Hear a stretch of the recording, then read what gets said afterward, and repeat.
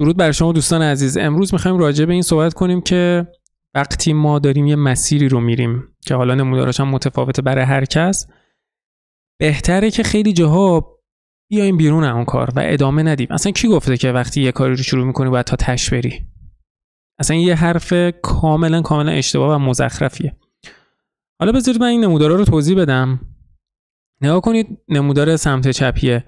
وقتی شما یه کاری رو شروع میکنی میری بالا، یادتون باشه تو ویدیوهای اول توضیح داده بودم، شما وقتی میری به میزانی که داری تلاش میکنی، اون ریوارد یا اون جایزه در واقع که میگیری زیاد اولش، ولی بعد یه جا میفتی تو سراشیبی و هی میری توی دره. این دره رو اسمش اصلا میذاریم دره کمیابی. چرا دره کمیابیه؟ چون اینجا همه کم میارن و هر کسی از تو این دره نمیاد بیرون. شما دقت کردید خیلی موقع‌ها یه کاری رو کردید، رفتید جلو و ول کردید. دقیقاً اون دره بوده، نتونستید اون دره خودتون رو بکشید بیرون. چرا؟ چون اون دره بیرون اومدن نیازمند خیلی تلاش زیادیه. باید خیلی تلاش کنید، باید خیلی به خودتون کار کنید و خیلی شناخت داشته باشید.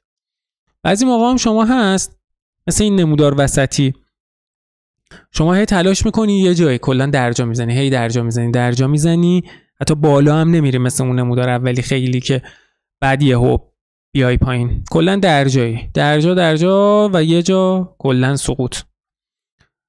نمودار بعدی اینه که خیلی میری بالا، اصلا اون بالاهایی و کامل میای پایین. حالا تو این دره ها، تو این سختی ها اصولا کمیابی ایجاد میشه، چون منابع همیشه کمه. اینو دوستان همیشه در نظر بگیرید، منابع کمه.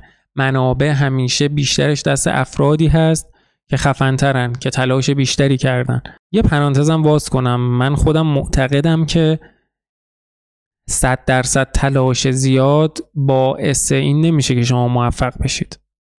باعث نمیشه که شما به اون چشم اندازی که دارید نزدیکتر بشید. خیلی وقتها خیلی کسانی هستن، چون همه چیز حالا طبق عقیده من احتمالاته. نظر من با نظر آقای نسیم نیکولاس طالب یکیه. همونجور که تو کتاب فریفته تصادفش میگه که همه چیز شانس و تصادفه و نقش پنهان شانس رو در بازار هم بررسی میکنه. حتما این کتاب رو مطالعه کنید اگر نخوندید. اگر این سر بحث خودمون، تو این دره شما باید بررسی کنی که این زمین بازیت هست یا نیست.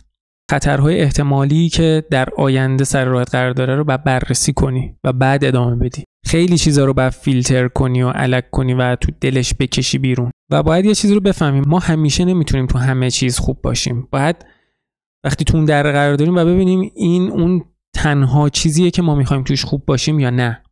ما قرار نیست بشیم یکی دیگه، ما باید خودمون بشیم. ببینیم میتونیم خودمون بشیم، میتونیم جایگاه خودمون رو به دست بیاریم.